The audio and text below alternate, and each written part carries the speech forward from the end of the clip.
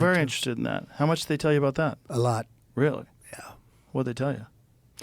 How much can you tell? So How's that work? Is it like I super think top I secret? Can tell, you know. Tell I think, me. Well, based on Hunter Biden, I can say whatever the hell I Yes. want, right? But no.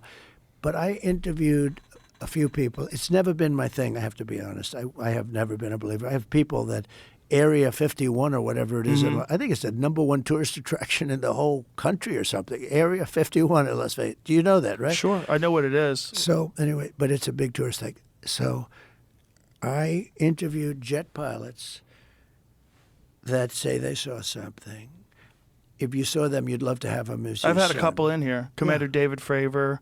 Yeah. I had him in, who had that sighting in 2004. Very, Yeah. very compelling with video compelling. evidence, radar evidence. Ryan Graves. I don't believe his name, but I interviewed jet pilots that were solid people. Perfect. I mean, great pilots, great everything. And they said, we saw things, sir, that were very strange. Like a round ball, but it wasn't a comet or a meteor. It was something. And it was going 4 times faster than an F-22, which is a very fast plane, you know.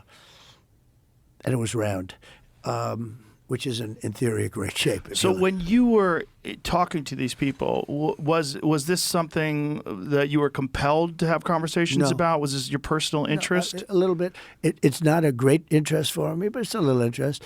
I get that question as much as almost any question. Do you think that we have aliens coming, you know, flying around or whatever? What do you think?